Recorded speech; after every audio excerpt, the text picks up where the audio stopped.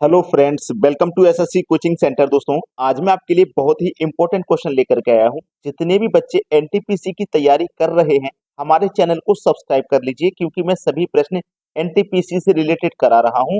और आप हमारे वीडियो को रेगुलर वॉच करोगे तो आपका सिलेक्शन पक्का होगा। चलिए स्टार्ट करते हैं। पहला सवाल, एक व्यापारी अपना माल लागत मूल्य से 44% अधिक पर बेचता है, फिर वह उस पर 50% की छूट देता है, उसका हानि प्रतिशत क्या होगा? बहुत अच्छा सवाल है। देखिएगा, एक तो होगा कॉस्ट प्राइस। सबसे पहले कॉस्ट प्राइस पे उसने क्या किया, 44% अधिक अंकित कर दिया, तो ये मार्क प्राइस हो गया। उसके बाद वो बेचेगा, वो हो जाएगा सेलिंग प्राइस। ठीक है, चलिए, जो भी कॉस्ट प्राइस था उसने कॉस्ट प्राइस पर क्या किया, 44% अधिक अंकित कर दिया। फिर उसके बाद में जो भी अंकित हुआ है मूल्य, उस पर वो 50% की छूट दे रहा है। यही तो प्रश्न है। चलिए, अब इसको करने का तरीका क्या है। एक जो फॉर्मूला होता है, ए प्लस बी प्लस का ए बी बट्टे 100, ये आपने पहले भी बहुत बार पढ़ा होगा, मैंने बहुत बार कराया है। तो ए की वैल्यू ये है और बी की वैल्यू ये है। तो ए आपका 44% है। ठीक है, ए आपका 44% है। ये वृद्धि हो रही है तो ये प्लस का रहेगा। ठीक है, ये कमी हो रही है, ये 50% की छूट दी जा रही है, कमी हो रही है, तो ये माइनस का रहेगा भी 50। प्लस माइनस क्या होता है, माइनस। ए की वैल्यू 44 है, बी की वैल्यू 50 है, बटे में कितना है, 100 है। ठीक है, माइनस के 50 में से प्लस का 44 जाएगा, तो आप जानते हैं माइनस का 6 बचेगा। फिर यहाँ पे माइनस का साइन है। 50 से 100 कट जाएगा 2 बार में, 2 से 44 कट जाएगा 22 बार में, तो ये माइनस का 22 आ गया। ठीक है, माइनस का 6 माइनस का 22 मिला के माइनस का हो जाएगा 28। तो माइनस का साइन ये बता रहा है कि इसमें 28% की हानि हो रही है। बी ऑप्शन बिल्कुल सही जवाब। प्रश्न सभी को अच्छे से समझ में आ गया। अब देखेंगे अगला सवाल। अगला प्रश्न है, 793 के स्क्वायर और 794 के स्क्वायर के बीच कितने पूर्णांक आते हैं? सबसे पहले तो इसका कॉन्सेप्ट समझ लीजिए। जैसे कि अगर मैं कहूं कि 8 और 19 के बीच में कितने पूर्णांक आते हैं, 8 और 19 के बीच में, तो हम क्या करेंगे, 8 8 को 19 में से माइनस कर देंगे। ठीक है, 19 में से माइनस कर देंगे 8 को, और फिर में इसमें से एक और माइनस कर देंगे। क्यों? क्योंकि देखो, ये 19 हमने लिया हुआ है, और जबकि 19 की हमें जरूरत नहीं है, 8 और 19 के बीच की संख्याओं की जरूरत है। तो देखो, 19 में से 8 माइनस कर देंगे, फिर एक और माइनस कर देंगे, यानी कि टोटल 9 माइनस कर देंगे। तो 19 में से 9 माइनस कर देंगे, 10 आएगा। तो इसका मतलब 8 और 19 के बीच में कितनी संख्या है, 10। काउंट भी कर सकते हैं। 9, 8 के बाद 9 हो गया, 10 11 12 13 14 15 16 17 18, 19 नहीं लेना। तो 5 ये टोटल हो गई 10। तो बस यही काम यहाँ पे करना है कि 794 में से 793 माइनस कर देना है। 794 में से 794 के स्क्वायर में से माइनस कर देना है 793 का स्क्वायर, और फिर इसमें से क्या करना है, एक और माइनस कर देना, कंप्लीट। अब देखो, आप ध्यान से देखोगे तो ये ए स्क्वायर माइनस बी स्क्वायर का फॉर्मूला बनना है, ये एक यहाँ माइनस करना है। ठीक है, तो ये ए स्क्वायर माइनस बी स्क्वायर का फॉर्मूला बनना है। तो ए स्क्वायर माइनस बी स्क्वायर क्या होता है, ए प्लस बी इंटू ए माइनस बी होता है। तो एक बार जोड़ लेंगे और एक बार घटा देंगे। ठीक है, चलिए, ये आपके पास ए स्क्वायर माइनस बी स्क्वायर है, तो एक बार जोड़ लो, 794 793 को जोड़ लो, तो ये हो जाएगा 1587। ठीक है, 1587 इंटू एक बार घटा देंगे, तो 794 793 घटा देंगे, एक आ जाएगा। ठीक है, उसके बाद में क्या करना है, -1 करना है। 1587 का गुना एक से करोगे तो 1587 ही रहेगा, और माइनस कर देंगे इसमें से एक, तो ये 1586 हो जाएगा। बस यही तो है आपका आंसर, 1586, पहला ऑप्शन। अब देखते हैं अगला सवाल। अगला प्रश्न है, आज गुरुवार है तो 600 दिन पहले कौन सा दिन था? अगर आज गुरुवार है तो आज से 600 दिन पहले का पूछा है, कौन सा दिन था? देखो, करने का सबसे सरल तरीका है कि आपके पास ये जो 600 है, एक हफ्ते में 7 दिन होते हैं ना, तो 7 से हम भाग दे देंगे इसमें। 7 से भाग दे दो, 7 अट्ठे 56, 60 में 56 गया, 4 बचेगा, ये जीरो यहाँ पे आ जाएगा, 40 हो गया। 7 पंजे 35, अब 40 में से 35 गया तो 5 हमारे पास शेषफल बच गया। 5 शेषफल बच गया ना, तो हमारे पास कौन सा दिन था, गुरुवार का दिन था। गुरुवार का दिन था। हमारे पास 5 शेष बोला है ना, 5 शेष बोला है।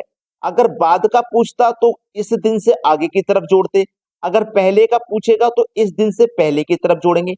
5 शेष बचा है तो 5 पहले आ जाओ, ठीक है, 5 पहले आगे। तो गुरुवार से पहले बुधवार, मंगलवार, सोमवार, रविवार, शनिवार। तो कौन सा दिन हो जाएगा भैया? शनिवार का दिन हो जाएगा, और शनिवार आपको मिलेगा बी ऑप्शन में। प्रश्न खत्म हो गया। बहुत ही लाजवाब सवाल था, चुटकियों में सॉल्व हो जाएगा। अब देखते हैं अगला सवाल। अगला प्रश्न है, तीन संख्याएं 6, 7, 3 के अनुपात में है और उनका एलसीएम 3654 है, उनका एचसीएफ क्या होगा? देखो, तीन संख्याएं, ये पहली संख्या, ये दूसरी संख्या और ये तीसरी संख्या, ठीक है।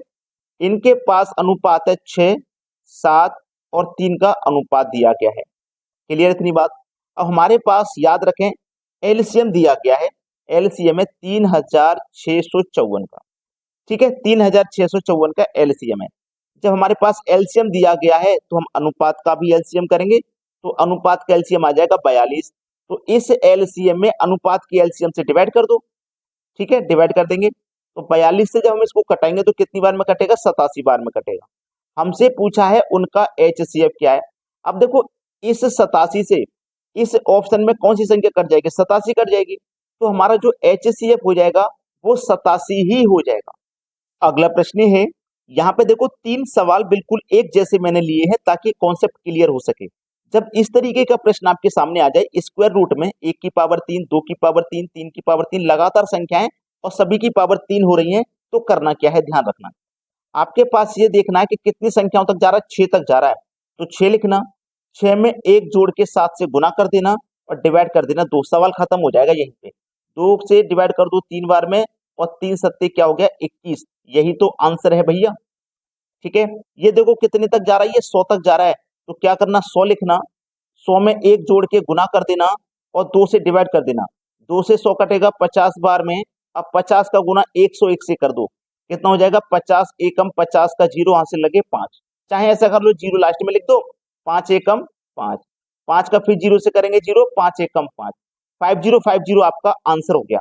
अब आपके लिए ये क्वेश्चन होमवर्क के लिए है, आप मुझे कमेंट में इस प्रश्न का आंसर बताइए क्या आएगा। चुटकियों में कर दोगे, तरीका आपने पता लग गया। अब देखते हैं अगला सवाल। अगला प्रश्न है, जब 85 गुने 87, 89, 91, 95, 96 को 100 से भागते हैं तो शेषफल क्या रहता है? अब देखो, बहुत अच्छा सवाल आ गया है। यहाँ पे बोला है 85, 87, 89, 91, 95, 96 को क्या करना है? भाग देना है 100 से। अब देखो, 2 जीरो है नीचे, तो यहाँ पे जो भी मल्टीप्लाई करने के बाद संख्या आएगी, मैं 2 जीरो के बाद दशमलव वहां लगा दूंगा। यही तो कहने का नियम है। या फिर देखो, इस तरीके से मैं कटाऊं कि चलिए, 5 से तो ये कट जाएगा 17 बार में, और 5 से ये कट जाएगा 20 बार में, ठीक है, यहाँ तक समस्या खत्म। अब 5 से कटाऊंगा, 5 चौक को 20, और 5 से इसको कटाऊंगा, ये 19 बार में कट जाएगा। और 4 एक कम 4, 4 से 96 को कटाऊंगा, ये 24 बार में कटेगा। अब नीचे तो 1 रह गया है। अब 1 से मैं किसी भी संख्या में डिवाइड दूंगा तो नहीं होगा। क्लियर है? नहीं होगा। और इन संख्याओं को आपस में अगर मैं मल्टीपल करूंगा तो बहुत बड़ी संख्या आ जाएगी, जो कि है नहीं। तो इसको करने का सबसे शॉर्ट मेथड है, आपको बस ध्यान में ये रखना है कि जब नीचे 1 हो और 1 से हम किसी भी संख्या में डिवाइड करें तो आपका आंसर 0 आता है। आपका जो शेषफल आता है ना, वो 0 आता है, याद रखना। तो हमारे पास पहला ऑप्शन बिल्कुल सही जवाब है। देखो, नीचे 1 बचा है, 1 से हम किसी भी संख्या में डिवाइड देंगे तो शेषफल रिमाइंडर 0 आएगा। चलिए, अब देखते हैं अगला सवाल। अगला प्रश्न है, 32 की पावर 5 प्लस 2 की पावर 27 किससे भाज्य है? देखो, ये जो 32 दिया गया है, असल में ये 32 नहीं है। सोचिए ये क्या है। देखो, 32 क्या होता है? 2 की पावर 5 होता है, और इसकी होल पावर कितना है? 5। यानी कि 32 को मैं 2 की पावर 5 लिख सकता हूं, इसकी होल पावर 5 है, प्लस, और ये क्या है? 2 की पावर 27, ठीक है। अब देखो, पावर का पावर से गुना हो जाएगा, तो 5 का गुना 5 से हो जाएगा, तो ये 25 हो जाएगा, प्लस ये क्या है? 2 की पावर 27।